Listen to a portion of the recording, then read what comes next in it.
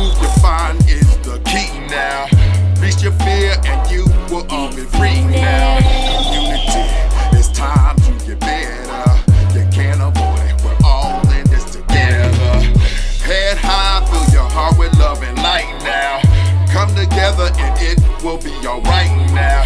Come together, you can't run forever. Come together, it's now, oh, it's never. Community, kids are dying in the streets now. Change your mind, unity is all we need now. Community, kids are dying in the streets now. Change your mind, unity is all we need now. Change your mind, unity is all we need now. Change your mind, unity is all we need. Hello, this is Chris Sanders with Community All Unite TV. Every Thursday from 8 to 8:30 on channels 1097 and 190, we have the Honorable Ted Greene of the City of East Orange giving us and blessing us with his time for have a conversation. And I just asked him if he can just please tell us like a story, his story of how he became mayor, how he became a council person, any struggles that he had to overcome.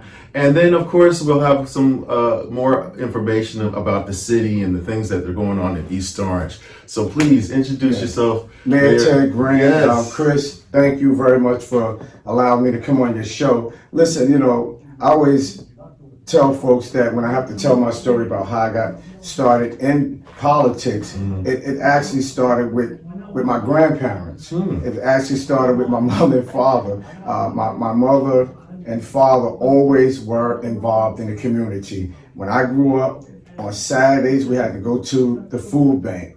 My grandfather, who was a minister right here on Huntington Street in the city of Newark, who at Great Missionary Baptist Church, and we had to actually get up on Saturdays, Wednesdays, and serve the community. I watched my grandmother and grandfather to the day God called them, really always giving back. My mom and father, who just recently passed last year, I watched my dad, who was an educator here in the city of Newark at Dayton Street School, 13th Avenue School, and Preston. My mom, early childhood education, who worked with kids quite often. So all my life, I watched them, how they worked in the community. My mother worked for the first African-American mayor in the history of Newark, which was Ken Gibson. And she worked for him as one of the supervisors in the Recreation, Arts and Cultural Affairs department they had here.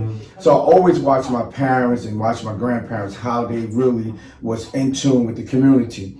And as I grew older in my life, be honest with you, I never thought about politics, but I knew one thing I did have, I had a commitment to the community. My dad stressed that my sister and brother and myself, that we have a responsibility to our community, meaning that we have to make a difference. So as I grew older and got involved in really just doing some civic things in the community, and during my high school years, I stayed involved with different organizations. I got involved with working with the first African-American mayor of the city of East Orange, that was Hart, and didn't really know what was going on. My friends and I, we was just passing out flyers.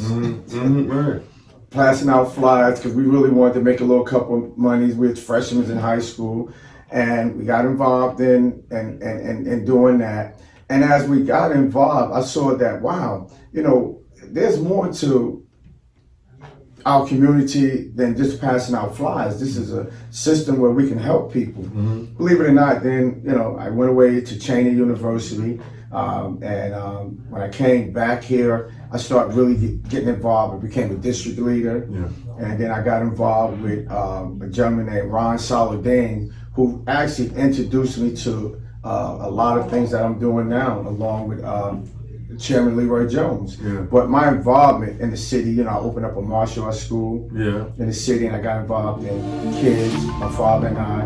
What's the name of the school? Greene School of Martial Arts and Fitness is on Rhode Island Avenue. So I got involved with teaching as a martial artist. How do I teach kids to have discipline, self-esteem, teach kids about self-awareness and taking care of themselves. And it wasn't about the fighting part. It was meaningful that we always say martial arts is a way of life. We wanted to teach our kids that in life you have to have discipline. Mm-hmm. In life you have to have self-esteem. In life you have to have what we call self-awareness. Yeah. So as I went on and built our school, we've been in business now over 31 years. Wow. You know, and being in business, you build a relationships with young people, their parents, their grandparents. I got kids now who came through my system they got kids now. Yeah. And I just started doing things in the community, man. I started a free grass cutting program to cultivate young people in terms of how to do landscaping, mm-hmm. which we would go out every Saturday from 7 o'clock in the morning to about 4 o'clock, well, sometime longer than that. And we would go out and we would cut seniors and those disabled seniors who were shedding their homes, and we would cut their grass free. Mm. And we did those young people did a tremendous job, because even from that program, a young man who I'm so proud of, his name is Rodney, he actually started his own landscaping business from working with me mm-hmm. when he was 13 years old. Mm. And now in the city of East Orange, he has a company called Southside Landscaping and Cleaning Company. I'm so proud of him, and he's starting to bring some young people up. And with that, it transitioned into me becoming a district leader. Yeah. It transitioned into me becoming a councilman, which I served on council for 12 years. Yeah. And I served as the chair of council for 3 terms. And that led me to building a platform around the city and with the Democratic Party. Mm-hmm. And they saw fit in the things I've been doing to run for the mayorship, which that's where I'm at now. So really I have to really just commend and praise my grandmother, whose shoulders I stand on, and my parents for me being where I'm at today, and the community. I have to say the community also, because there's so many men and women in my community whose shoulders I stand on, and I'm proud to stand on their shoulders because I have watched them, how they got involved in politics and wanted to make a change in our community. Yeah. So now, how did you overcome fear? Because I know when you go to public speaker and a lot of those situations where you have to present in front of a whole bunch of people, how did you get over that? Well, to be honest with you, even all the years I have been in politics, you still sometimes when you have to go out and speak to a group of people, you still have a little nervousness, right? But I think what it really helped me was my martial arts training. Yeah. I also, to be honest with you, I went to a couple of classes to work on public speaking. Also adjusted my speech around who I am, and also just try to always talk from the heart and talk from my experience. But it's still some days I can go out in the public and I look out in the crowd, because you're always trying to adjust yourself around what to say, how to say it. Did I say that right? Did I properly use this? So it's always a challenge, and I'm just saying to me, but I'm more comfortable than ever, because I think that when you are have a great team around you and you have some good things going on, even good or bad, you get comfortable with how to tell a story. Sure. Did you have any pitfalls on the journey? I mean, a lot. Any struggles? I mean, look, I'm a human being. There's certain times that out in public where your advisor always say, man, you can't say certain things, or don't do this, or don't pick a cup up. So you make a lot of mistakes, but you learn from, right? And to me, as a public official and a public servant, you have to take the good with the bad, right? And then you have to learn how to listen too, right? And you have to learn how to take advice from people that's giving you the advice, because you really don't know everything. But I can say that some of the pitfalls that I had, I capitalized on them and improved those pitfalls. And I believe I'm doing very well now, And listen, we human, and sometimes that you can be in public with people and people will say, man, be very careful what you say, because we do. And sometimes people hold us accountable at a higher standard than other people, but people have to realize we're human. Sure. Now, when you were counsel, what was the biggest thing that, because I know Bowser was in office. Mayor Robert Bowser was the Yes. mayor, and I was set on council under his administration. Right.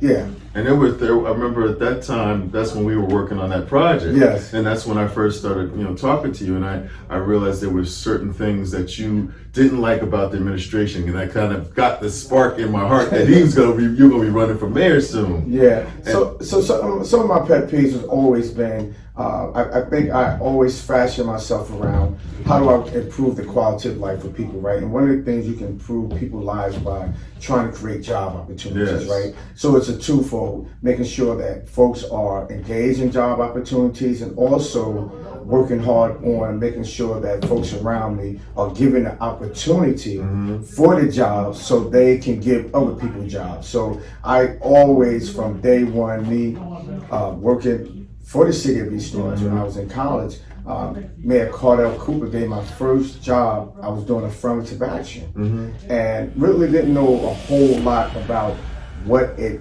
intels were. So I learned affirmative action was giving folks opportunities, working with developers, working with the unions, trying to get apprenticeship programs, training programs. And be honest, I back then I met your dad, right? Yes. I was very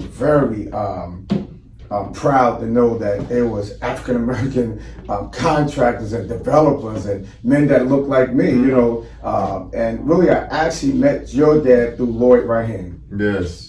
Right, I met him through Lloyd Rahim, and I think if you can recall, Keith and Kevin Ali from Mount Clair, they introduced me to certain African American mayors. I mean, not mayors, sorry, contractors. I was like, wow, when you're young, you're like, we got some people out here. So I always try to fashion myself around and having a platform. And one of the things was job opportunities, creating jobs, providing opportunities for those who are in that rim of developers, suppliers, vendors. How do we attract more job opportunities for those folks?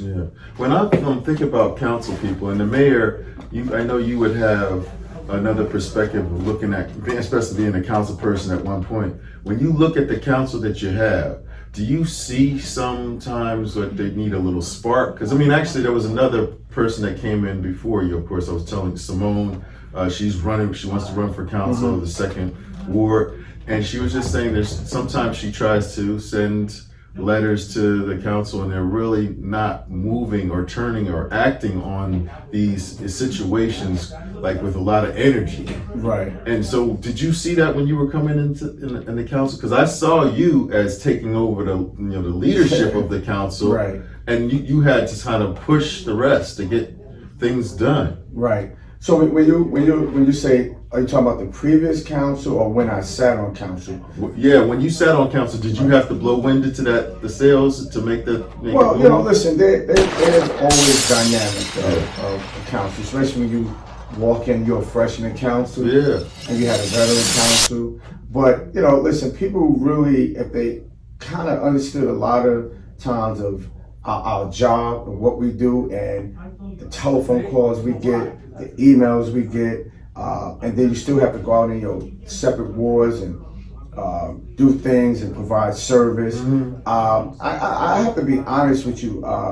Since day one that we walked on the council, I saw some experienced individuals who really understood the dynamics of community service, right? And that's what we are. We're public service. We serve the public. And they look. Sometimes folks may not get a call right back, but I have to be honest. I haven't witnessed it because when I was just 3rd Ward councilman, I made my business and my partner to get back to people. People want to hear back from you. I made it my business to, if I couldn't help you, right, I'm going to call you back and tell you the truth that I can't help you. Right.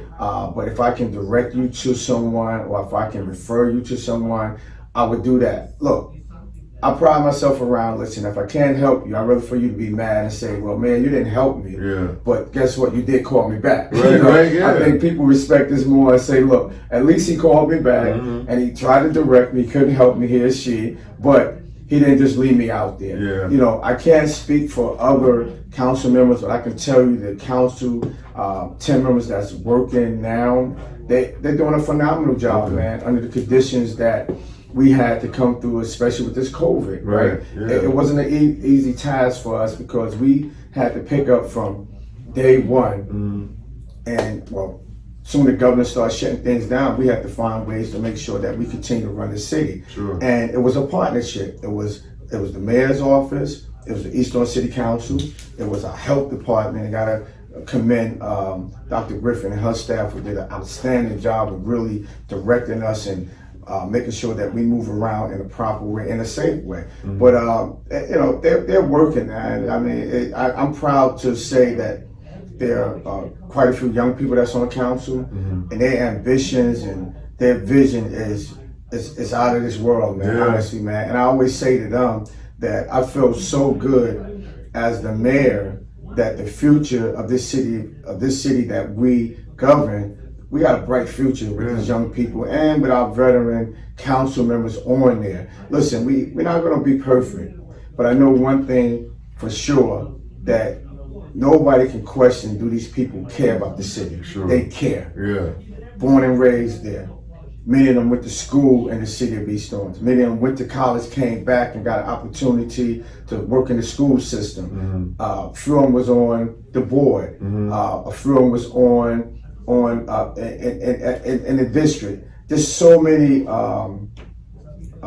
things that brings experience to the East Orange City Council, to me, is second to none. Right. Yeah, and listen, I don't know why that person or how that person's responding to why they're not getting a response. I can't answer that, but I know that when I call, they call me back, and when they call me, I call them back. And when the public call, we do our best, and I can say this, to get back to people, because I think that under my administration, I stress, get back to that person. Yeah. Let them vent a little, because people want to vent. Right. But when they finish venting, and you say to Ms. Johnson, I'm going to help you, or I'm going to transfer you to Chris, and if Chris don't pick up, here's another number. But if they don't pick up, call me back, and I'm gonna try to get you somebody on the phone. I think what people want from us is just be responsive, right? Yes. And also get back to them. Sure. That's Yeah. it. Yeah. And good, because that'll cause some spark in a Oh, person without a doubt, to man. run against you. Yeah, you know, sometimes people get a little upset from some things, and look, listen, we in the business where we can't stop people from running. We can't stop people from having a opinion. But I always tell people, if you have an opinion, let's sit down and have a discussion. Yes. You know, let's sit down and talk about it, because sometimes people can have some thoughts that you say, wow, you know, that can work. Yeah. But we have to come together and talk about it. Sure. So now the educational system, I think that was something that we had just talked about that before we got on the air, and we might as well continue that conversation. You in East Orange, I learned this from Mayor Tony Voss, that in East Orange, the mayor appoints the Department of Education members. Yes. And just tell us a little bit about what you think is going on with them and how you feel about the way the situation is going. Right. So listen, you know, one thing we know for a fact, what moves the city, right? Public safety, people want to feel safe. Yes. Redevelopment, people want to be able to come into a city and they want to be able to dine. They want to be able to have entertainment. The third thing what people look at, and it may be the first thing, is our education component, right? People want to be able to put their kids or kid into the school system where they're going to get educated. Sure. Where they feel that their kid going to go to that school, get education, be able to come home and be safe, and going to be able to move around the city. And recreation is a number 4 thing that people look at. Yeah. Listen, we are working together, right? Because we know that all of those 4 things has to connect. Sure. Right? There's no separation, and one thing could be better than the other thing can lack. If all 4 of those things, from our educational component, our public safety, our redevelopment, and making sure recreation, all of them go together. Look, our superintendent, Mr. Hassan, who came back during COVID, he was a former police officer, educator. He was in the school system. He went down to the state. got more experience, Yeah. came back, and we, the board appointed him as our superintendent. Yeah. We feel comfortable with him because he clearly understands the dynamics of education, right? He understands the dynamics of bringing our school system to a level, because we have 22 schools in the city of East Orange. Well, we just got another one added, the Sheila Oliver Elementary School, which we're very proud of her, because now our kids can identify with an African-American woman who lives in the city of East Orange and who has been fighting forever for what's right for different municipalities. I don't want to just say East Orange because he lived there. And our board members who are appointed by the mayor, I'm very proud of them. And I'm not just saying this for any political benefits. When I do have an opportunity to sit down with these folks and I vet them, and it's not just one meeting, we have 2 meetings, sometimes 3 meetings, and these are the folks that I feel that can take that mantle and get us over where we want to be in terms of education. And people have to realize this is not a paying job. These people don't get paid. Right. They don't get paid for it. The payment is, the dividend is when they see our young people, and at the end of the year, the dollar amount of the scholarships that our young people got this year in the city of East Orange through our 3 high schools was phenomenal. Yeah. I mean, over hundreds of thousands of dollars in scholarship money. And that's not because schools thought, oh, East Orange is a nice city. That's because our kids work hard, and our teachers and our principals who apply what they apply every day to what we need to get our kids over the hump. Now, listen, are we all the way there? No, but we're getting there because we're working hard. You have the government working with the board, right? You have the government working with the superintendent. You have the superintendent working with the city. You have the council working with the government. You got our police department working with the school system. You got recreation, the school system. Everybody's working together. Because the only way you're going to get things done is mobilize together. Yeah. You know, and that's what we're doing. But I can say for a fact that the individuals that serving our young people and working on that, the board of education, they qualify. Cool. And they're doing a fantastic job in terms of making sure, look, right, and then we go restaurant and pull them out. But our goal is this. We don't want them to reach that point, so we have to go get them. So what we're doing is we have different incentives set up through our Mayor's Office Employment and Training Program, where we're actually reaching out to our young men in the community, because I know quite a few of them, and I'm embracing them and saying, listen, man, there's a choice you have to make in life. Yeah. And it can be the choice that you're making or the choice that I'm going to try to help you with. Right. And the choice that I'm trying to help you with, you will live a better life. So we ex-offenders, we're working with them. The second chance piece, we're working with our second chance individuals. Sometimes third chance, man. We're working with it because they're here in the community. Yeah. We are creating job opportunities for them. We're reaching out to other municipalities that we work with and see what opportunities they have for our young people. Right. We're working with our nonprofit organizations, for-profit organizations. We're working with our spiritual institutions to identify some social issues that we're having, because you know that comes with a whole lot of things that we need to pull people back in with family structure. We have to pull people back in with, we got mental illness. Is what we're working with our local hospital, East Orange General Hospital. So just having this conversation, you can see that I'm reaching out across the borders to make sure that we identify resources, right, for the folks. Yeah, look, our young people are involved in gangs. We can't hide that. But our job is to try to prevent it. That's why we're going very hard with our superintendent and all those men in the school system. We got Miss Jack Quez, who works hard with our young people every day, and she has programs over at Campus High School. We have other principals working with our young people.